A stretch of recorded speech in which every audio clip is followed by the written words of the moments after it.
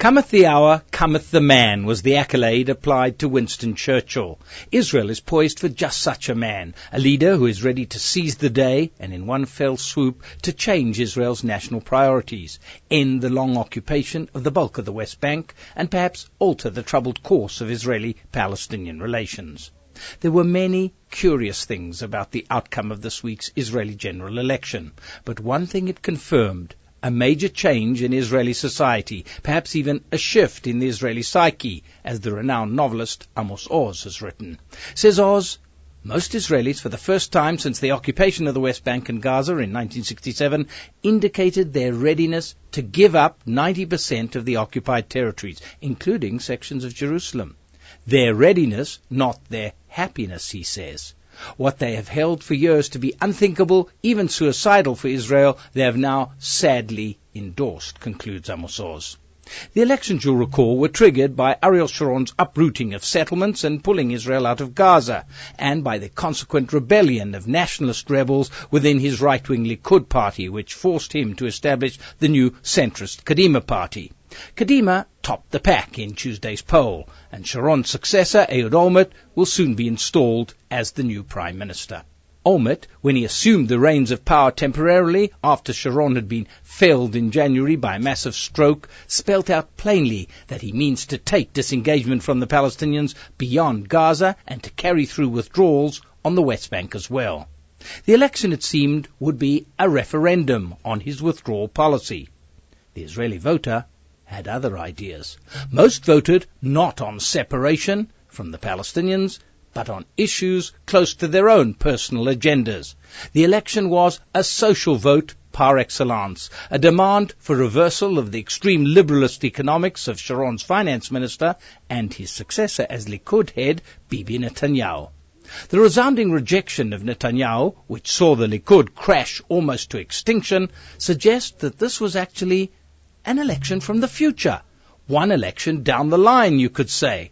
It's as if the average Israeli voter has already subsumed into his psyche the idea that separating from the Palestinians is a fait accompli, and that he or she could thus concern themselves with domestic issues of their choice on the social agenda. The shape of the vote indicates that most Israelis had already taken literally the objective which Olmert attaches to giving up large chunks of the West Bank, that it will allow Israelis to turn inward, behind secure borders, and to grapple with the agenda of what Olmert has termed deciding what kind of Israel we want.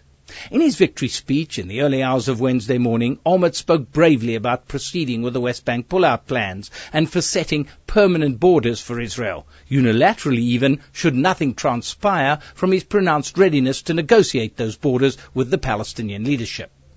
Although Kadima won only 28 seats in the 120-seat Knesset, there should be few problems in forming a reasonably stable and cohesive coalition, built as it will have to be on social and economic principles, the agendas of the smaller parties who'll give him the backing to form the government.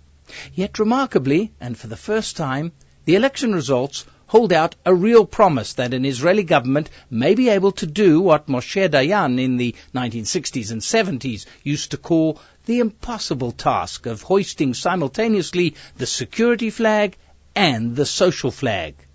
The various single-interest parties, the Orthodox Jewish religious parties, which care most about funding religious schools and seminaries and the restoration of slashed child allowances for large families, and the Age Party, which won a whopping 7 seats as it seeks to safeguard the welfare of pensioners, will be critical components of the Olmert-led coalition.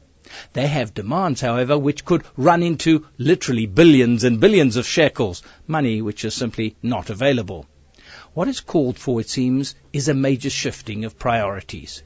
Stabilizing the conflict with the Palestinians could be the fulcrum for that shift, enabling the new government to carry out those social and economic policies demanded by Olmert's junior coalition partners on one hand, but also to enable him to fulfill his withdrawal policy from the West Bank, parts of the West Bank, on the other.